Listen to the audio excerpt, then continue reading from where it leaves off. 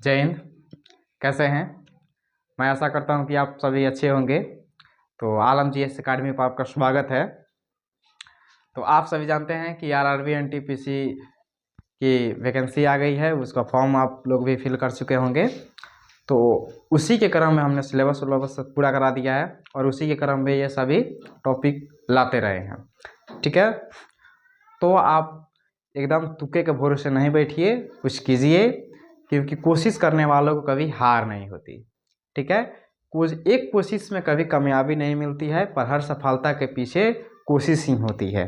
ठीक है, तो चलिए बिना बात को आगे बढ़ाते हुए हम अपने टॉपिक की ओर बढ़ते हैं। और आज का बहुत ही फिजिक्स का इंटरेस्टिंग टॉपिक रहने वाला है, वह है मोशन। चलिए मोशन को समझते हैं, गति को समझते हैं कि गति क्या है। ठीक है, अगर हम गति को देखें, गति इंग्लिश में क्या कहेंगे? इसको मोशन कहेंगे। ठीक है, अब मोशन, गति किसको कहेंगे भैया? गति किसको कहेंगे? अगर परिभाषा से इसका देखें तो यदि कोई वस्तु अन्य किसी वस्तु के सापेक्ष समय के साथ अपनी स्थिति में परिवर्तन करती है तो वह क्या है? गति में आएगी। ठीक है, अगर कोई वस्तु है किसी वस्तु के अपेक्षा, मान लीजिए कि ये वस्तु है, ठीक है, अगर हम यहाँ पर ऐसे ऐसे ऐसे ऐसे अगर हम चलें तो क्या हम तो दौड़ रहे हैं, तो क्या इसका मतलब हो गया कि हम गति में हैं? नहीं है, क्योंकि किसी वस्तु के अपेक्ष में आपने स्थिति को बदला नहीं। हम यहाँ पर केवल पैर ऐसे चलाते रहें तो ये तो थोड़ी ना हुआ कि हम एकदम गति में हैं, आगे बढ़ें, क्योंकि ये तो गति में कहाएगा, लेकिन हम अपनी स्थिति में तो परिवर्तन नहीं कर रहे हैं, इसलिए यह गति नहीं होगी। ठीक है, वह भी कोई जिम में जाकर वह ट्रैवल भी पर चलते रहते हैं तो वो गति में होते हैं? नहीं, क्योंकि वो अपनी स्थिति को क्या करते हैं? नहीं बदल पाते हैं। ठीक है, उसी को समझते हैं। अगर हम गति को देखें तो गति 3 प्रकार का होता है। गति के अगर प्रकार की अगर हम बात करें तो टाइप्स ऑफ मोशन, ठीक है, ये 3 प्रकार का गति में हम देखेंगे।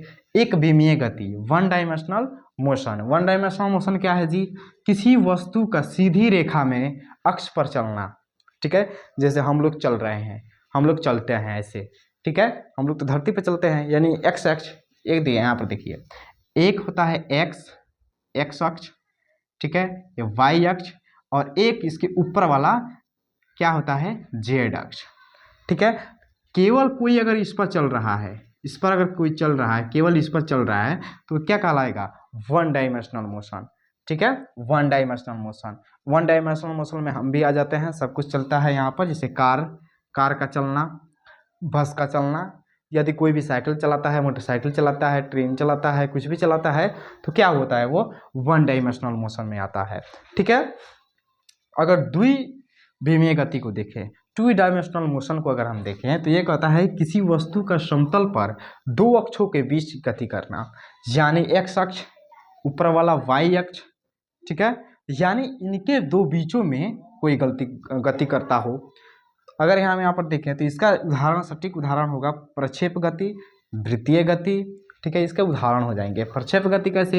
यानी यहाँ से अगर हम प्रक्षेप किए तो ये ऐसे उड़ करके ऐसे जा करके यहाँ पर गिरता है, तो जो यहाँ से चला तो ऊपर भी गया, यानी ये वाई की तरफ भी गया, ऊपर गया, ऊपर जा करके फिर यहाँ पर नीचे आया, यानी इस पर भी चला और ऊपर भी चला, तो ये होता है प्रक्षेप गति। तो ये उसका उदाहरण हो गया कि 2 विमीय गति यानी 2 डायमेंशनल मोशन, यानी किसी वस्तु का समतल अक्षों पर 2 अक्षों पर चलना क्या कहलाएगा?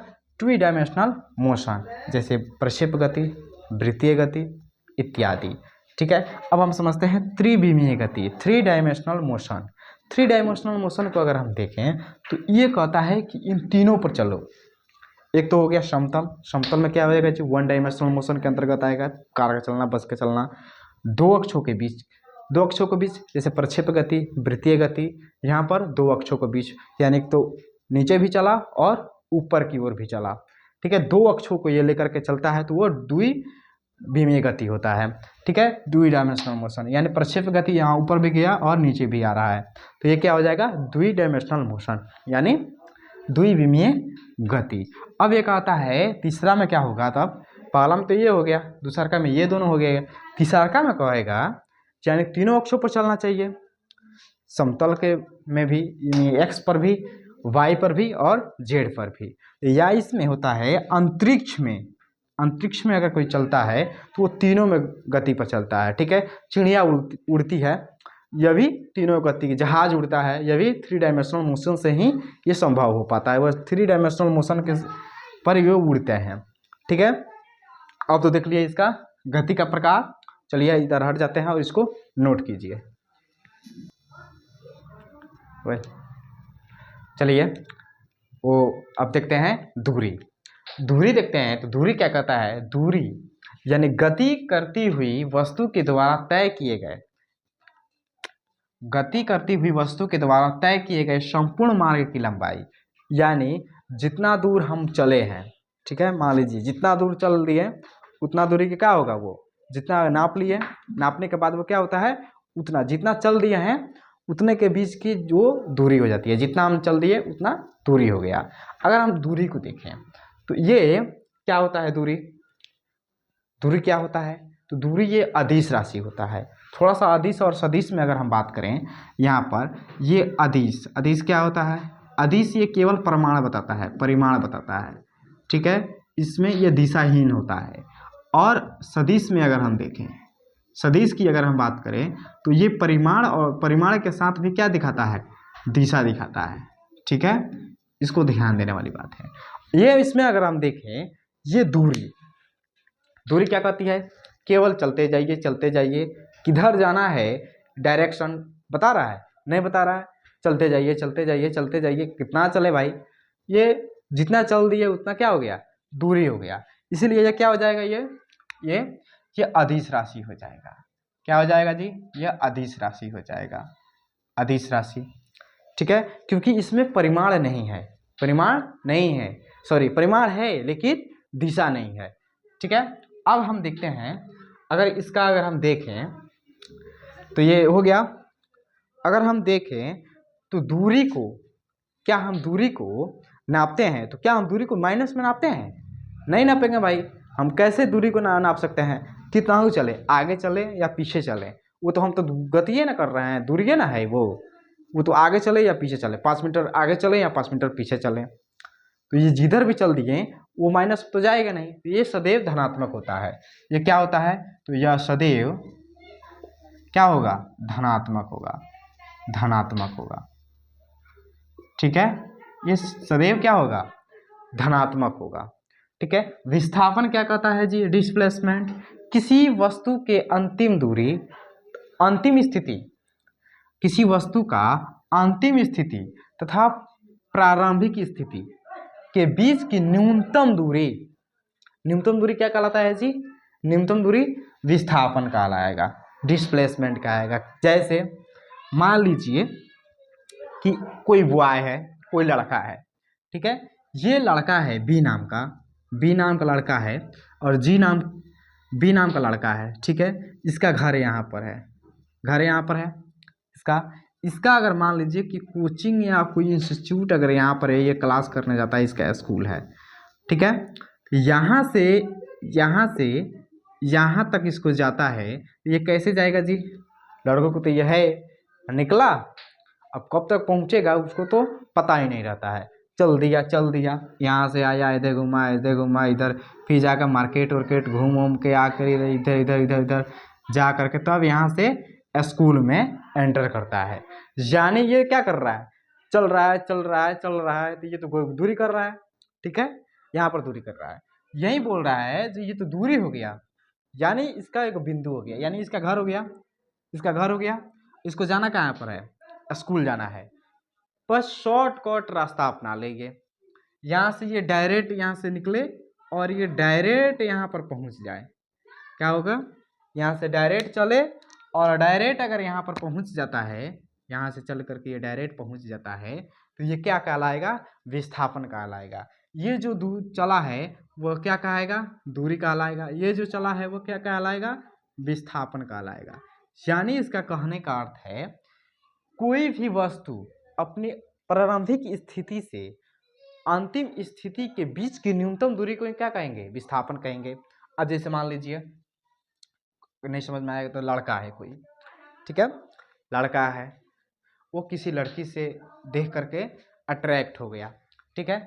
यानी यहाँ पर अगर इसको मिटाएं इसको। जैसे देखिए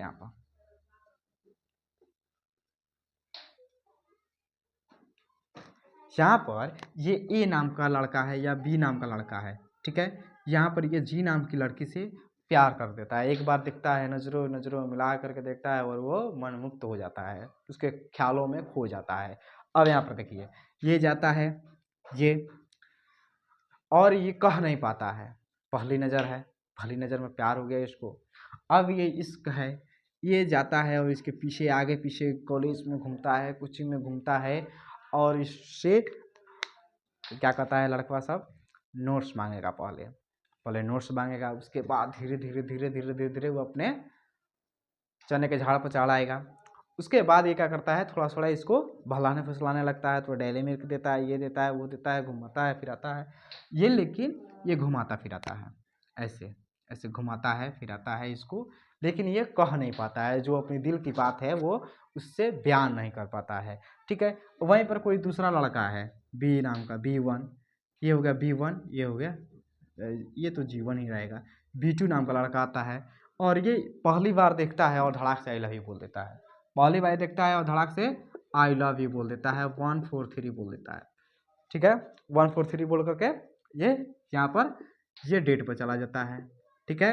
ये जो B1 नाम का लड़का था वो क्या किया, वो तो अपने दिल की बात नहीं कह पाया, आगे पीछे घूमता रहा, यानी वो क्या किया, दूरी तय किया। क्या किया, दूरी तय किया। और यहाँ पर क्या कर रहा है ये B2 नाम का लड़का, B2 धड़ाक से देखा एक बार और इसको 1 4 3 बोल करके चला गया जहाँ जाना था। समझ रहे हो कहाँ गया था। चलो अब यहाँ पर ये चला गया। वैसा ही कुछ लोग भी हैं, कुछ लोग जो तैयारी करने वाले हैं तो वो क्या करते हैं, वो इसी B1 की तरह वो क्या करते हैं, फॉलो करने लगते हैं, लेकिन वो एग्जाम के पैटर्न को समझते नहीं हैं, ठीक है। वो क्या करते हैं, जैसे मान लीजिए कि वो तैयारी करने चला है इंटर बाद, और वो तैयारी करते जा रहे हैं, ये नहीं तय कर पा रहे हैं कि वो प्रारंभिक स्थिति या अंतिम स्थिति को अपने नहीं तय कर पा रहे हैं। वो करते जा रहे हैं, क्या चीज़ का कर रहे हैं कुछ वो भी नहीं जानते। वो कभी SSC आया, CSSL उसको भी भर दिए, और RPF आया वो भी भर दिए, हर एक फॉर्म डालते जा रहे हैं, पर उनका सिलेक्शन नहीं हो रहा है। वहीं क्या, उनके पास विस्थापन नहीं है। अगर वो विस्थापन की प्रक्रिया से अगर वो तैयारी करते हैं तो उनका सिलेक्शन एकदम पूर्ण तरीके से और आसान में और जल्दी समय में हो जाएगा। जैसे ये B1 पीछे घूमता रहा, पर इसका हुआ नहीं, ठीक है। वहीं B2 आया, धड़ाक से देखा और 1 4 3 बोल करके चला गया। क्या करेगी, मना कर देगी तो क्या हुआ, दिल तो हल्का हो जाएगा जी हम बोल दिए, ठीक है। यहाँ पर वही कहने का सेंस है कि जो दूरी है वो केवल गति करते, जितना भी आप चल दिए वो गति है, ठीक है। वही विस्थापन क्या है, डिस्प्लेसमेंट, किसी वस्तु की अंतिम स्थिति या प्रारंभिक स्थिति के बीच की न्यूनतम दूरी, शॉर्टकट, वही क्या है, डिस्प्लेसमेंट है। अब हम समझते हैं डिस्प्लेसमेंट की अगर हम बात करें तो इसके बीच की डायरेक्शन को मालूम चल गया कि हमें यहाँ से लेकर के यानी स्कूल से लेकर के कॉलेज तक जाना है, ये जाना है, डायरेक्शन तो मिल गया। वहीं क्या कर रहा था, सदिश में क्या होता है, परिमाण और दिशा दिया हो, यानी यह क्या है, यह सदिश राशि है। विस्थापन क्या हो जाएगा, सदिश राशि हो जाएगा, सदिश राशि, ठीक है। अगर हम बात करें तो यह क्या हो सकता है, विस्थापन, यानी ए बिंदु से बी बिंदु तक जाएगा, कुछ दूरी तय करेगा, तो ये क्या हो जाएगा, धनात्मक होगा, धनात्मक होगा, या क्या हो जाएगा, शून्य भी हो सकता है, क्योंकि वो प्रारंभिक और स्थिति उसी पर है। अगर वो नहीं चला तो प्रारंभिक और अंतिम वहीं पर है, तो क्या हो सकता है, ये शून्य भी हो सकता है, या मान लीजिए कि यहाँ से यहाँ तक इसको जाना था पर ये नहीं गया, ये थोड़ा सा पीछे आ गया, ये ऋणात्मक भी हो सकता है, पहली स्थिति से भी वो पीछे हट गया, तो ये क्या हो सकता है, ये ऋणात्मक भी हो सकता है, ठीक है। आई होप आप समझ गए होंगे। अब समझते हैं स्पीड को अगर हम देखें, स्पीड क्या कहलाता है, एकांक समय में तय की गई दूरी को क्या कहते हैं? चाल कहते हैं। यानी एकांक समय में जो भी दूरी तय करे हैं, जो भी चले हैं, ऐसे चलते जा रहे हैं, चलते जा रहे हैं, चलते जा रहे हैं, या दौड़ रहे हैं, फाड़ रहे हैं, ऐसे स्पीड में जा रहे हैं, तो क्या होता है? वो चाल कहलाएगा। चाल का क्या दूरी होता है? चाल क्या होता है? चाल का तो दूरी बटे समय। क्या होता है? दूरी बटे समय। इसका अगर SI मात्रक अगर पूछे तो दूरी क्या होता है? तो मीटर में, और समय क्या किस में इंडिकेट करते हैं? तो सेकंड में। इसलिए यहाँ पर इसका SI मात्रक क्या हो जाएगा? मीटर पर सेकेंड। इसका बीमा क्या हो जाएगा? मीटर को किस में नापते हैं? तो L में, लेंथ में, और टाइम इसको क्या नापते हैं? सेकंड को, तो टाइम में। यानी यहाँ पर लगा दिए, यानी इसका बीमा निकल गया। ठीक है, इसका बीमा तो निकल गया। अब यहाँ पर आप देखिएगा तो ये कौन सी राशि है? कौन सी राशि है जी? क्योंकि ये तो बोल रहा है एकांक समय में तय की गई दूरी। हम दूरी इधर चल रहे हैं या इधर चल रहे हैं, कहीं भी जा रहे हैं, चल रहे हैं, इसका दूरी थोड़ी ना मालूम है। ये क्या हो जाएगा? तब ये अदिश हो जाएगा। क्या है? तब ये अदिश है, अदिश राशि हो गया। ठीक है, ये अदिश राशि हो जाएगा, अदिश राशि है। ठीक है, विस्थापन क्या कहलाएगा? वेलोसिटी कह रहा है एकांक समय में तय की गई विस्थापन को। ध्यान से देखिएगा, एकांक समय में तय की गई विस्थापन को, यानी ये हमको डायरेक्शन दे दिया, एक डायरेक्शन दे दिया कि हमको यहाँ से लेकर के यहाँ तक चलना है। ठीक है, यहाँ से लेकर के यहीं तक चलना है, डायरेक्शन मिल गया। जब डायरेक्शन मिल गया तो ये क्या होगा जी? तो ये सदिश राशि हो जाएगा। क्या हो जाएगा? सदिश राशि होगा। ठीक है, तो ये सदिश राशि हो जाएगा। और इसका फार्मूला क्या हो जाएगा जी? विस्थापन यानी वेलोसिटी, और डिस्प्लेसमेंट यानी समय अंतराल। ठीक है, यही नहीं कह रहा है कि समय अंतराल में, समय नीचे, ठीक है, इसके स्थान में विस्थापन को, यानी समय ऊपर, विस्थापन ऊपर, तो ये हो गया डिस्प्लेसमेंट, और बटा में क्या हो जाएगा? आपका समय अंतराल। तो यही होगा वेलोसिटी। ठीक है, यहाँ पर देखिए, यहाँ पर ये दूरी है, दूरी में तो हमको डायरेक्शन नहीं दिया। जब डायरेक्शन जब नहीं दिया, यानी कहीं भी ये बोल रहा है कहीं भी चले जाओ, कहीं भी, ये तो डायरेक्शन दिया ही नहीं, हम चलते जा रहे हैं, तो ये क्या हो गया? ये तो आदेश हो गया। और वहीं बी वेलोसिटी, विस्थापन कह रहा है कि एक आपको दे दिया, डायरेक्शन दे दिया कि आप ए बिंदु से लेकर के बी बिंदु तक ही आप जाइएगा। ठीक है, जब एक बिंदु से दो बिंदु के बीच में जाइएगा तो आपको डायरेक्शन एक प्रॉपर मिल गया कि वहीं पर हमको करना है। जब डायरेक्शन मिल गया तो ये क्या हो जाएगा? हमारा ये सदिश राशि हो जाएगा। ठीक है, यही है वेलोसिटी, इसमें हमको डायरेक्शन मिल गया। जब डायरेक्शन मिल गया तो क्या हो जाएगा? ये हमारा सदिश राशि हो जाएगा। ठीक है, अब यहाँ पर इसका अगर SI मात्रक की अगर हम बात करें, SI मात्रक भी उसका क्या होगा? वही होगा विस्थापन। विस्थापन क्या है? यानी दूरी है, जिसको भी मीटर में करेंगे, मीटर में करेंगे। बाटा में क्या हो जाएगा? बाटा में क्या हो जाएगा? यानी समय है, समय को हम किस में बदल देंगे? सेकेंड में बदल देंगे। यानी इसका SI मात्रक क्या हो जाएगा? मीटर पर सेकेंड। इसका भी क्या हो जाएगा? मीटर पर सेकेंड। आई होप आप समझ गए होंगे। इसको पॉज करके जल्दी से नोट कीजिए। चलिए आप देखते हैं त्वरण, एक्सीलरेशन। अगर एक्सीलरेशन की अगर हम बात करें तो ये कह रहा है कि वेग में परिवर्तन की दर को, यानी वेग में परिवर्तन की दर को क्या कहेंगे? हम त्वरण कहेंगे। अगर हम त्वरण को देखें, त्वरण ये यानी वेग में परिवर्तन की दर, यानी वेग में परिवर्तन समय के साथ सापेक्ष करेगा तो समय नीचे आ जाएगा। किसी को भी अगर सापेक्ष में करेगा वो नीचे, और जिसमें कह रहा है वो ऊपर। तो ये समय, वेग में परिवर्तन बटा समय अंतराल। त्वरण को ए से यानी एक्सीलरेशन है, यानी उसके बाद u माइनस भी, यही ना है, और t। अब यहाँ पर ध्यान देने वाली बात है, ये क्या कहता है जी? वेग में परिवर्तन।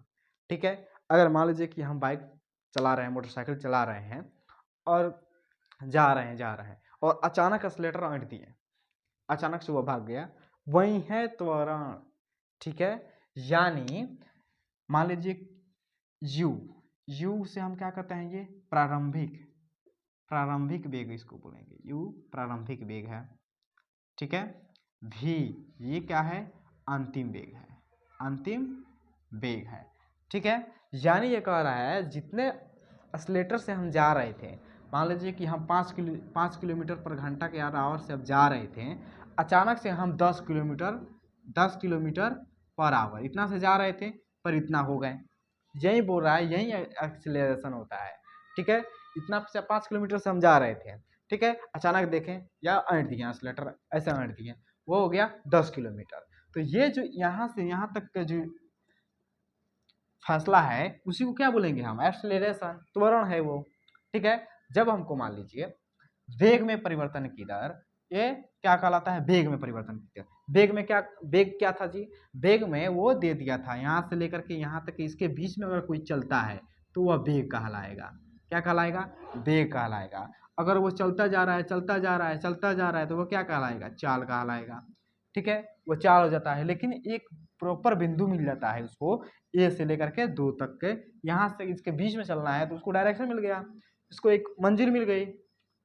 सक्सेस वही होता है जो अपनी मंजिल को खोज लेता है, जिसको मंजिल साफ नजर आती है, ठीक है। इसको साफ नजर आ रहा है, वो वहां पर वो चलता है तो क्या कहलाता है, वेग।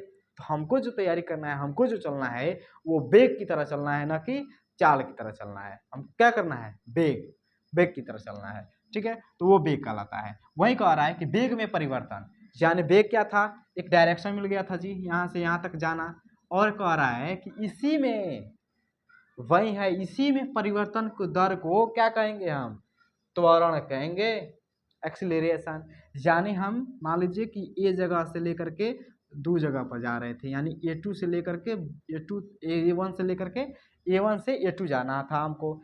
अब यहाँ से हम 5 किलोमीटर, तो 5 किलोमीटर से यहाँ से रफ्तार से जा रहे थे, अचानक बीच रास्ते से हम 10 किलोमीटर कर दिए। यही कह रहा है, यही है त्वरण। यानी जब हम प्रारंभिक चाल चल रहे थे और अचानक से इतना पर पहुँच गए, तो ये जो पहुँचे ना, वही है हमारा त्वरण। वही समझ में आ गया। यू सम क्या कहलाता है, तो प्रारंभिक वेग है, यानी प्रारंभिक वेग 5 किलोमीटर जा रहे थे तो ये यू हो गया, अंतिम वेग पर पहुंच गए 10 किलोमीटर, यह भी यू हो गया। वही कह रहा है एक्सीलरेशन। एक्सीलरेशन में कह रहा है वेग में परिवर्तन बटा समय अंतराल, यानी यू से जा रहे थे, अचानक भी हो गया, तो यू से जब जा रहे थे तो अचानक भी हो गया, तो इसमें से इसको घटा लेंगे, ठीक है। अब ये टी, समय के सापेक्ष जा रहे थे हम, तो वो नीचे टी आ गया। अब यहाँ पर ध्यान से देखिएगा, तो ये जब हमको डायरेक्शन मिल गया कि इसमें इसमें जाना है, जब डायरेक्शन मिल जाता है तो वो क्या हो जाएगा, अदिश राशि, सदिश राशि हो जाएगा। तो ये हमारा सदिश राशि है। इसका SI मात्रक क्या हो जाएगा जी, ऊपर देखिए, इसका SI मात्रक, जितने भी दूरी कर रहे हैं, जा रहे हैं, तो वो मीटर में ही ना करेंगे, तो मीटर, और नीचे मीटर पर सेकेंड इसका होता है SI मात्रक। और इसका बीमा सूत्र, तो मीटर को लेंथ में और सेकेंड को टाइम में, तो ये हो गया LT स्क्वायर माइनस में। अब यहाँ पर देखिए, ये आपको समझ में आ गया। अब हम देखते हैं, यदि कोई वस्तु एक नियम, यदि कोई वस्तु एक नियम या एक नियत त्वरण से एक सरल में गति कर रही हो, ठीक है, यदि कोई वस्तु एक नियत त्वरण से गति कर रही हो तो इसकी गति को विभिन्न समीकरणों द्वारा व्यक्त किया जाता है। पहला समीकरण अगर इसको देखें तो इसका पहला समीकरण हो जाएगा v बराबर u प्लस ए टी। दूसरा का क्या हो जाएगा, s, यानी डिस्प्लेसमेंट। s को हम क्या बोलेंगे, s इसको क्या कहलाता है, यह विस्थापन भी हो जाएगा, विस्थापन भी हो जाएगा, और इसको दूरी भी बोल देंगे, दोनों हो जाएगा ये। अब देखिए, ये s यानी डिस्प्लेसमेंट, ये s किसको दर्शाता है, डिस्प्लेसमेंट को भी दर्शा देगा और दूरी को भी दर्शा देगा, ठीक है। अब दूसरा क्या आ जाएगा, तीसरा समीकरण इसको देखते हैं। तीसरा समीकरण वी स्क्वायर बराबर यू स्क्वायर माइनस 2as। यहाँ पर पहला समीकरण इसका क्या व्यक्त कर रहा है, ये व्यक्त कर रहा है वेग और समय को बता रहा है।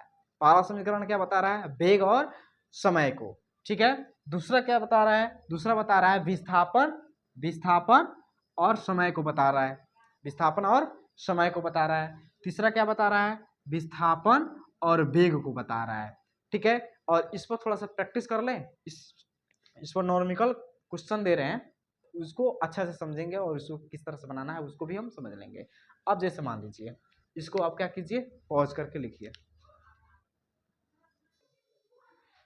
चलिए आप देखते हैं हम न्यूटन के गति नियम, न्यूटन्स लॉ ऑफ मोशन, ठीक है। अगर हम इसको देखें, न्यूटन गति के नियम के बारे में अगर हम देखते हैं, तो गैलीलियो और आइजैक न्यूटन ने सर्वप्रथम वस्तु की गति के संबंध में क्या रखा था, वो प्रस्तुत किए थे, उन्होंने पहले विचार किया था। उसके बाद आइजक न्यूटन ने सन 1687 में अपनी बुक प्रिंसिपिया में गति संबंधित अपनी विचारों को 3 नियमों के रूप में व्यक्त किया था, जिन्हें न्यूटन के गति विषयक नियम कहा जाता है। ठीक है, कौन कौन थे? न्यूटन का पहला नियम, न्यूटन का दूसरा नियम और न्यूटन का तीसरा नियम। ठीक है, उसके बारे में पढ़ेंगे। उससे बारे में पढ़ने से पहले हम समझ लेते हैं पहले जड़त्व क्या है। जड़त्व की अगर हम बात करें तो जड़त्व वो है कि कोई भी वस्तु अगर वो गति में है तो वो गति में रहना चाहेगा, अगर वो विराम अवस्था में है तो वो विराम अवस्था में रहना चाहेगा, जब तक कि वो बाहरी बल कार्य ना करे। जब तक बाहरी बल कार्य नहीं करेगा तब तक ये क्या करेगा, उसी कंडीशन में रहने का ये प्रयास करता है।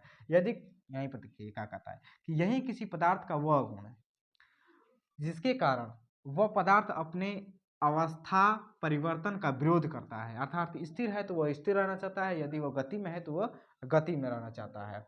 ठीक है, अगर हम जड़त्व की बात करें तो जड़त्व का अगर हम बात करें तो एक विराम अवस्था का जड़त्व, ठीक है, एक विराम अवस्था का जड़त्व और गति करती हुई वस्तु, एक गति करती हुई एक विराम अवस्था का जो भी होगा, विराम अवस्था का वस्तु होगा, विराम अगर वस्तु है और एक गति करती हुई, 5 किलो ये भी है 5 किलो ये भी है, दोनों है, द्रव्यमान तो बराबर हो गया। इसका अगर जड़त्व की अगर बात करेंगे किसका अधिक होगा, तो अगर जो जड़त्व किसका अधिक होगा तो वो 5 किलोमीटर जो गति में होगा, जो भी वस्तु गति में होगा उसका जड़त्व अधिक होगा।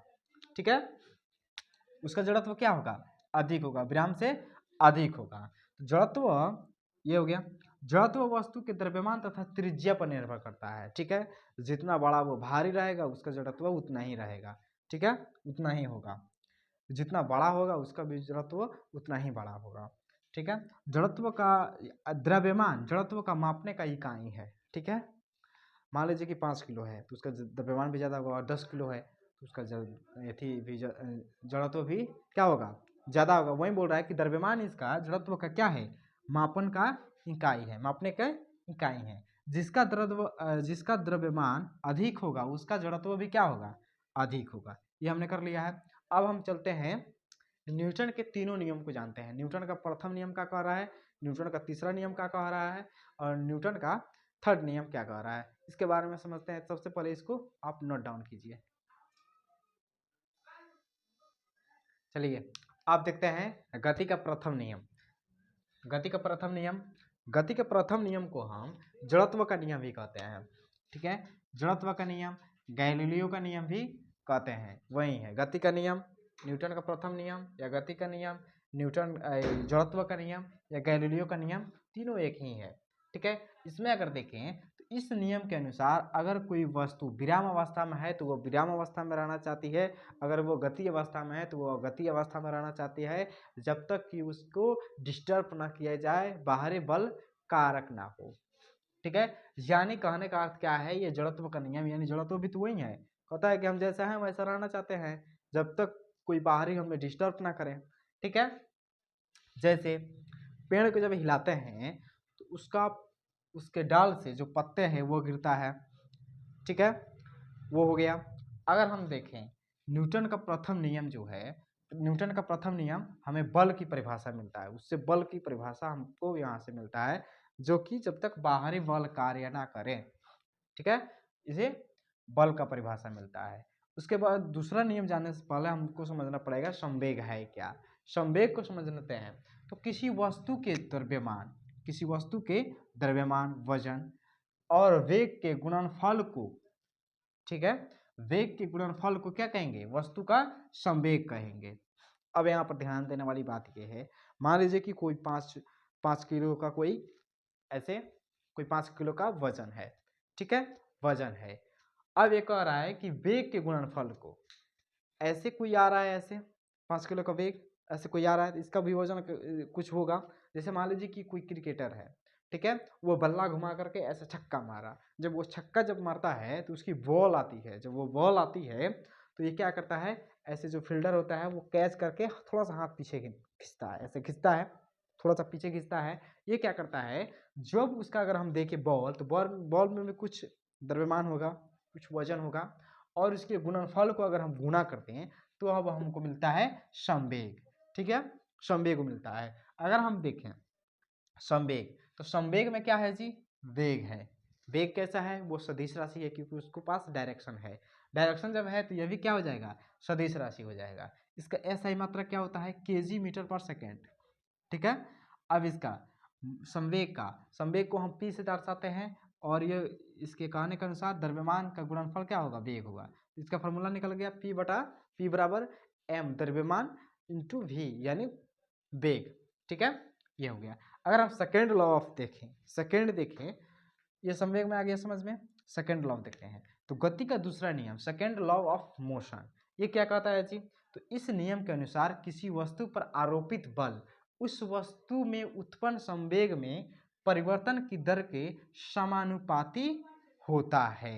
यानी कहने का क्या अर्थ है कि इसके संवेग में परिवर्तन वही है जो उसको बचने के लिए क्या करता है, खिलाड़ी अपना हाथ पीछे करता है। मान लीजिए कोई वहाँ से छक्का घुमा कर कैसे छक्का मारा, जब मरता है, जब वो छक्का मारेगा तो वहाँ से बॉल चलेगी, तो ये फील्डर रुकता है। जब ये रुकेगा तो ऑटोमेटिक इसके हाथ में चोट लगेगा कि नहीं लगेगा, लगेगा, क्योंकि वो जब मारेगा तो उसका भी कोई वजन होगा, और वो रफ्तार से जब आ रहा है उसका भी वेग है। तो ये गुणनफल जब करेगा तो ये संवेग बढ़ जाएगा, तो ये अधिक अगर संवेग रहेगा तो इसकी अधिक चोट लगेगा। ठीक है, वही क्या करता है, इसको संवेग को कम करने के लिए वह हाथ को थोड़ा सा पीछे करता है, ताकि हमको चोट क्या हो, कम हो। वही है संवेग का दूसरा नियम। यही कहता है कि आरोपित बल समानुपाती बोल रहा है, ये समानुपाती होता है, तो समानुपाती संवेग में परिवर्तन। अगर हम आरोपित बल यानी F समानुपाती m into m v minus m u, यानी ये हो गया संवेग में परिवर्तन। मास यानी पहला जो आ रहा था अंतिम इसका वेलोसिटी यानी मास, इसके यहाँ से v यानी पहला इसका वेग होगा अंतिम वेग, और मास का ये प्रारंभिक वेग होगा, तो यही बटे में t। तो इसको अगर हम करें, अगर यहाँ से अगर हम इसमें से अगर m कॉमन ले लें, तो ये हमारा v इंटू v और u बटे में t मिल जाता है। और यहाँ पर इसको अगर ध्यान से देखें तो ये एक्सीलरेशन यानी a का है, तो यहाँ से हम f समानुपाती m, और इसको पूरा कर अगर हम लें तो a बन जा रहा है a, तो a आ गया।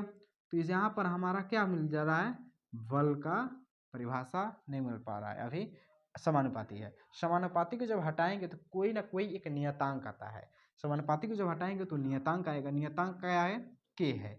नियतांक को अगर हम, ये k क्या है, नियतांक है। अगर हम यहाँ पर एक ले लेते हैं तो कोई कुछ नहीं हो रहा है, एक को हम m से गुना किए, एक m ही होगा, a से गुना किए तो a ही होगा। तो यहाँ पर हमको ये फाइनली हमको f का यानी बल का परिभाषा मिल जा रहा है। और इसकी अगर SI मात्रा की अगर हम बात करें तो kg मीटर पर सेकेंड या न्यूटन भी बोल सकते हैं। ठीक है, तो पहला अगर हम देखें पहला गति के नियम से, तो हमको वहाँ पर बल का परिभाषा मिला। ठीक है, दूसरा में क्या कहता है, दूसरा नियम से, कि दूसरी नियम से हमें बल का सूत्र प्राप्त होता है, जो कि F बराबर m इंटू ए है। ठीक है, आप इसको नोट कीजिए। तो तीसरा देखते हैं,